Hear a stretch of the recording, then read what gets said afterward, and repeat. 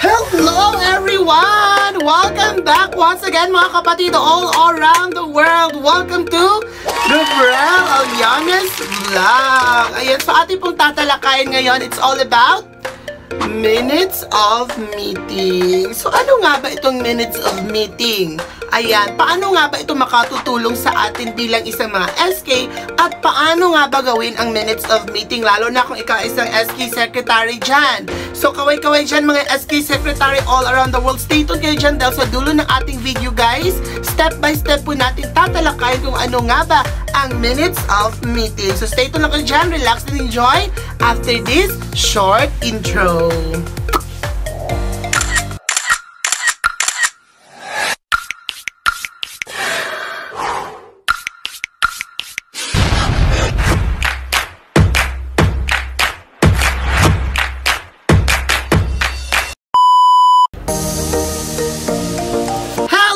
Everyone! So yan na nga po, ito po yung ating tatalakayin ngayon. It's all about minutes of meeting. Ayan, so once again, welcome to Gabriel Alyanes Vlog everyone. And sa pag hindi pa nakapag-subscribe, please subscribe to my YouTube channel and click the notification bell button below para update tayo sa mga next video na i-upload po natin. So eto na nga po, ano nga ba itong minutes of meeting mga guys, no? So ang minutes of meeting is ang abbreviation nito is MOM. Pag makakita kayo ng MOM, ang meaning po niyan is minutes of meeting kung meron po kayong mga nai-encounter ng mga papers, okay? Are written records of the talks, decision, and action taking at a meeting. They functions as a normal document that summarize what was discussed, any conclusion or resolution reached, and any task allocated to participants as a result of the meeting, okay? Minutes normally include information about the meeting's date and time, attendance, agenda items, discussion, decision made, and any necessary follow-up actions. Ayan, so they are vital for documenting and meeting events and ensuring that all the participants understand what was discussed and what has to be done next. So eto nga po, ito yung minutes of meeting guys. Ito yung mga pinag-uusapan ng ating council. Hindi lang naman kasi SK Council ang gumagawa ng minutes of meeting. Lahat po ng mga organisasyon, kung nasaan organisasyon ka man, kung nagtitake note po kayo, kung ano po ang tinitake note ninyo sa mga pinag-uusapan, ano po ang mga desisyon na gustong gawin ng inyong organisasyon, mga resolution, ang tawag na po niyan is minutes of meeting. Yung mga pinag-usapan, na mga follow-ups, updates, and mga other matters, or mga desisyon na gusto nyong ipatupad sa inyong organisasyon. Ayan. So, yan po ang minutes of the meeting, mga guys. So, it's a jot down notes, like talagang hindi naman masyadong dapat word, no? So, dapat, ano lang talaga, kung ano yung mga pinag-usapan, pwede mong i-summarize kung ano man ang iyong naintindihan, no? Pwede mong i-summarize kung ano man ang iyong naintindihan doon sa pinag-usapan ng minutes of meeting ninyo, guys. Ayan. So, yun nga po. Ito po yung minutes of meeting. Yung mga parts naman ng minutes of meeting, of course, MOM parts. Let's get started. Ito yung mga parts ng minutes of meeting, guys. Yung buong kabuuhan ng minutes of meeting, ano ang meron dito. So, ito nga po. Meron ditong types of meeting, date and time, location, presiding officers, secretary, of course, present number, agenda, agenda 1, other matters, adjournment, and signature. Ito po yung 11 parts ng minutes of meeting. Depende na din po kasi ninyo kung ano po ang inyong format sa inyong minutes of meeting. But for us, ito po yung ginagamit namin at nakapalo po ito sa guidelines format ng NYC or ng SK Rules and Regulation. Yan.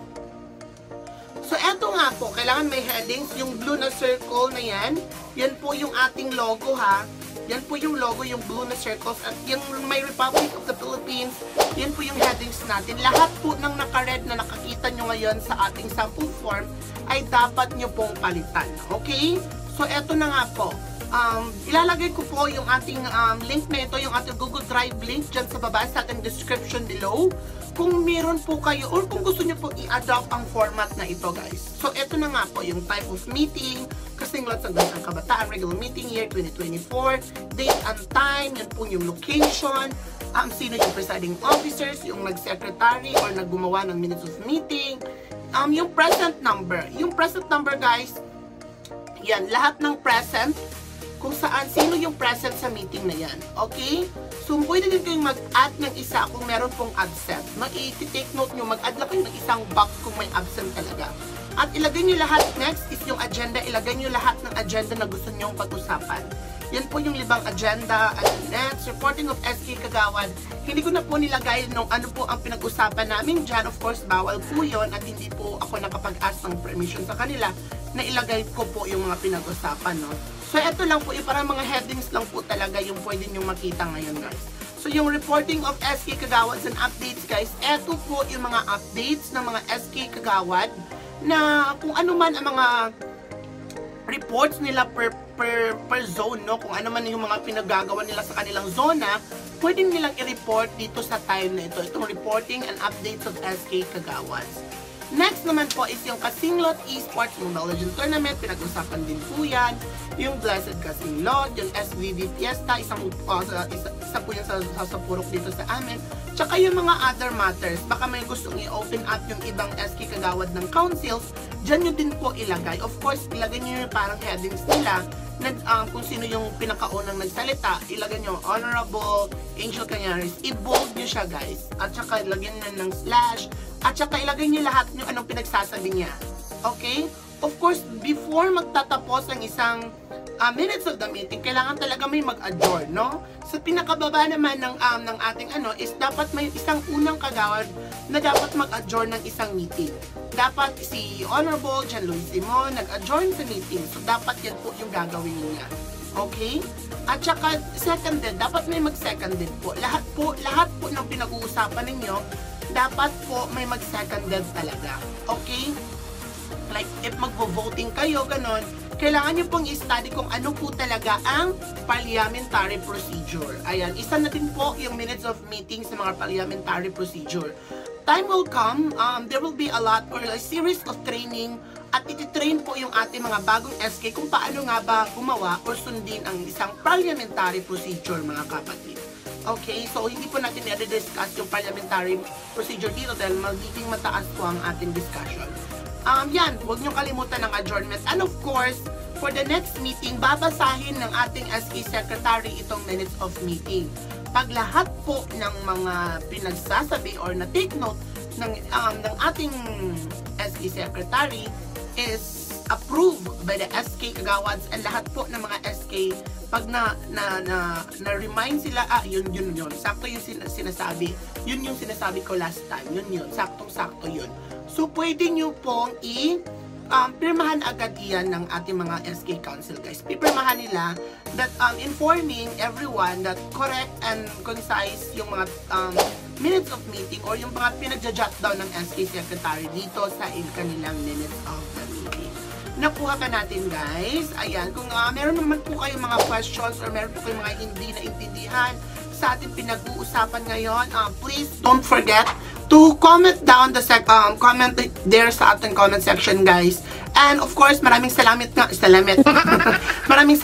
po pala sa lahat po ng mga nag-subscribe, mga nanonood. Malapit na po talaga tayong na-monetize and I really appreciate po sa inyong lahat po ng mga sumusuporta ng ating YouTube channel po. So, from the bottom of my heart and from the lahat po ng mga tumutulong sa Gabriel Aliones Vlog, maraming salamat po. Shoutout din po sa mama ko, si Jocelyn Aliones. Very supportive mother ko po talaga. Siya po talaga yung aking, vivid #1 viewers. Ayan. Hindi pa lang nakapag-upload, nanonood na siya, guys. Yan po yung mother ko. So once again, thank you so much, everyone. Please don't forget to subscribe to my YouTube channel and click the notification bell button below para updated tayo sa mga next video na i-upload. Maraming salamat! Guys, andyan po sa baba ng ating description yung link ng ating Google Drive sample form ng minutes of meeting. Ayan, I got you covered, everyone. Free na po yan. Please po, pag kukuha po kayo ng sample form ng ating Google Drive link, i-download nyo po. Doon po kayo mag-edit sa inyong computer. Huwag po kayong mag-edit sa ating Google Drive dahil nakukurap po yung ating form, no? Napapalitan po ng mga information, oh. So, please po, doon po kayo mag-edit sa inyong mga computer. Maraming salamat, everyone. Thank you so much for tuning in once again. Thank you so much, everyone. Bye-bye! Shout out sa mga new subscribers natin dyan around the world. Thank you for the love and support.